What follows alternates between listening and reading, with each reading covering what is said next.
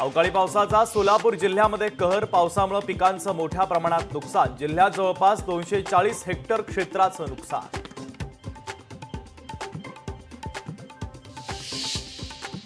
परभणीमध्ये अवकाळी पावसाचा वीटभट्टी उद्योगाला मोठा फटका. कच्च्या विटा अवकाळीनं पूर्णपणे उद्ध्वस्त.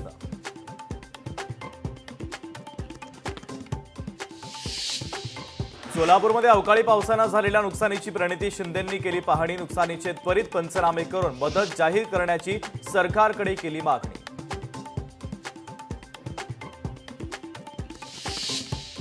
नागपूरच्या गंगापूर धरणामध्ये अवकाळी पावसानं पाणी पातळीमध्ये वाढ. पाणी पातळीत 5 दिवसात 2% वाढ. तर धरणामध्ये सध्या 46.41% पाणीसाठा उपलब्ध.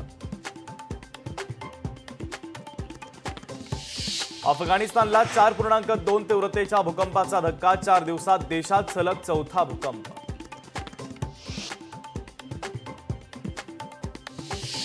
अमृतसरच्या सुवर्ण मंदिरावर हल्ल्याचा कट. पाकिस्तानचा डाव भारतीय लष्करानं उधळला. सुवर्ण मंदिरावर हल्ल्याचा कट उधळला.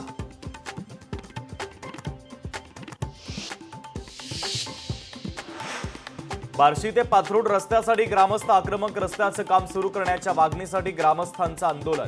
खड्ड्यामध्ये गाडून घेत अंतरगाव ग्रामस्थांचं अनोख्या पद्धतीचं आंदोलन.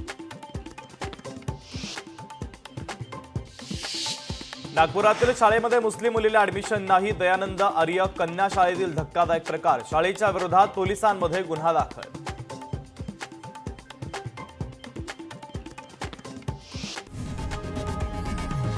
लोकशाही मराठी ऐका, पहा, जागरूक रहा.